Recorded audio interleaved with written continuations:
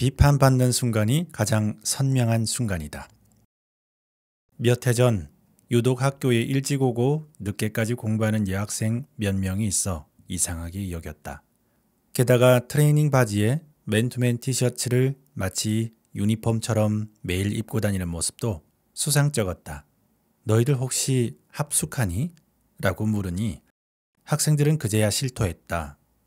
여학생 6명이 학교 근처에 있는 작은 방을 월세로 얻어 함께 살고 있었던 것이다. 공부하느라 옷 갈아입고 가는 목적 외에는 거의 숙소에 가지도 않고 그 시간도 아까워 트레이닝복만 입고 양말도 거의 안 갈아 신는다는 말에 말문이 막혔다. 사실 그 학생들을 보면서 예전에 내 생각이 많이 났다. 나 역시 통역대학원 시절 집에서는 잠만 자고 하루 종일 학교에서 보냈기 때문이다. 트레이닝복은 아니었지만 나도 아침에 일어나서 뭘 입을까 고민하는 시간이 아까워서 매일 똑같이 머리를 질끈 묶고 티셔츠에 청바지만 입고 다녔다. 당시 한국 외대 통역대학원은 인문대학 건물의 5층만 사용해 공간이 협소했다. 도서관도 강의실을 리모델링한 것이어서 매우 좁았고 서로 너무 친해서 공부보단 이야기를 나누느라 시간을 뺏기는 경우가 많았다. 나는 집중을 위해 늘 통역대학원에서 조금 떨어진 일반 대학원 건물 도서관을 이용했다. 매일 아침 일찍 자리를 맡고서 수업 시간과 통역 스터디가 끝나면 그 외의 시간은 늘 도서관에서 보냈다. 그곳에서는 하루 종일 영자신문과 잡지를 읽었다. 이어폰을 꽂은 채 단어와 표현도 끊임없이 외웠다. 졸음이 쏟아지거나 집중이 안 되면 건물 밖 잔디를 걷거나 복도와 계단을 오르락 내리락 하며 쉐도잉을 했다. 일반 대학원 학생들은 그런 내 모습을 이상하게 생각한 듯 했다. 수업에서는 한 번도 본 적 없는 여자가 화장도 하지 않은 민낯에 매일 같은 옷차림으로 도서관의 같은 자리에서 신문이나 잡지를 보고 있으니 말이다. 심지어 알 수 없는 말을 혼자 중얼거리며 계단과 복도를 왔다 갔다 하는 모습을 봤다면 그럴 법했을 것이다. 그런데 몇 년 후 후배 통역사를 통해 학교에 내 소식이 알려졌다는 말을 전해 들었다. 내가 정부 부처 1호 통역사가 돼 언론의 조명을 받고 TV 인터뷰에도 나오고 일간지에도 얼굴을 비추자 그제야 도서관의 미친 여자에 대한 의문이 풀렸다고 한다. 내가 소위 미친 사람처럼 공부하게 된 계기가 있다. 당시 한국 외대 통역대학원에는 크리스텐센이라는 외국인 교수님이 있었다. 영어와 불어를 완벽하게 구사하는 분이었는데 평소에는 상냥하지만 수업에서는 정말 무섭도록 서늘한 면을 드러냈다. 특히 이분의 크리틱은 정말 유리조각으로 심장을 쑥 찌르는 것처럼 아팠다. 학생들이 통역을 하고 나면 교수님은 10초 정도 아무 말씀도 하지 않았다. 그 10초 동안 학생들은 심장이 쪼그라드는 공포를 느낀다. 그 다음부터는 무시무시한 크리틱이 총알처럼 날아온다. 하루는 내 통역을 들은 후 교수님이 이렇게 말했다. 그 영어로는 절대 통역사가 될 수 없어. 네가 내 학생이라는 게 창피하구나. 그러고는 창문을 드르륵 열더니 나에게 소리쳤다. 내 교실에서 나가! 지금 당장 창문 밖으로 뛰어내려!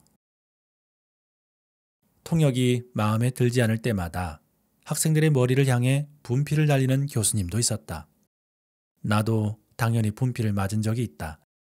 피만 흘리지 않았을 뿐 모든 수업이 마치 유혈이 낭자한 대학살장 같은 분위기였다. 교수님들이 너무 혹독하게 가르치는 탓에 학생들은 슬슬 수업을 피하기 시작했다. 한 번은 10명 남짓한 학생들이 모두 도망가 버려 나와 나의 통역 크리틱 파트너 둘이서만 수업에 들어간 적도 있었다. 그도 스트레스를 너무 받았는지 수업 시간 전에 교실 문 앞에서 담배를 줄줄이 피웠다. 이상하게도 나는 교수님께 분필로 머리를 맞아도 창피하니까 뛰어내리라는 말을 들어도 상처를 받기보다는 오히려 의지가 활활 타올랐다. 내가 해야 할 일이 그토록 선명하게 보였던 순간이 없었기 때문이다. 문제가 무엇인지 내가 무엇을 해야 하는지가 명확하게 보였다.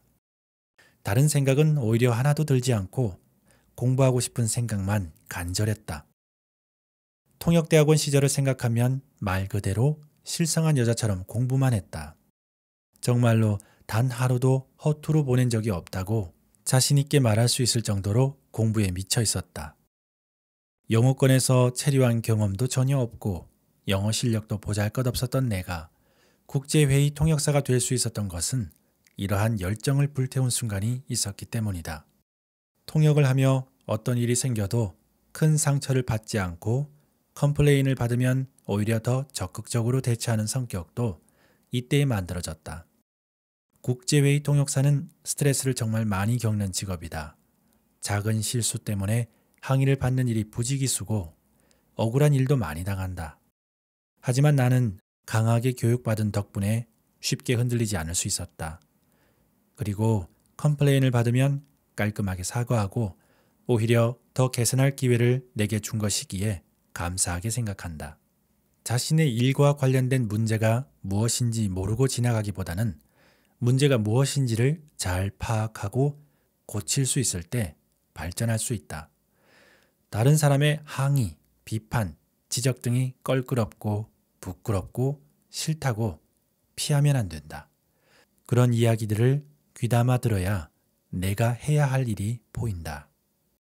오늘 이야기는 대한민국 정부 1호 동시통역사 임종영님의 베테랑의 공부에서 가져온 글입니다.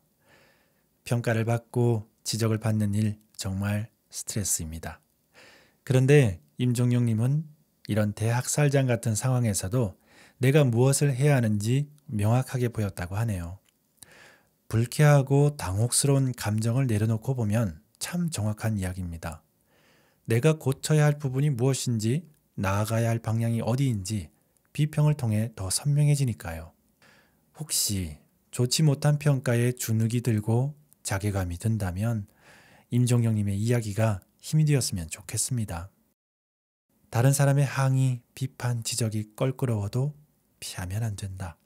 그런 이야기들을 귀담아 들어야 내가 해야 할 일이 보인다. 지적과 평가를 받는 것이 일상인 프로듀서가 저의 직업입니다. 평가받고 지적받는 일이 참 질릴만도 한데 저는 또 유튜브를 시작했고 유튜브는 실시간으로 조회수로 평가를 주죠. 보시다시피 전 성적이 별로 좋지 않습니다. 여러분 오후에 책방에 와주셔서 정말 고맙습니다. 그럼에도 불구하고 해나갈 수 있는 건 다 여러분 덕분입니다. 오늘 하루도 힘내세요. 오후의 책편지였습니다.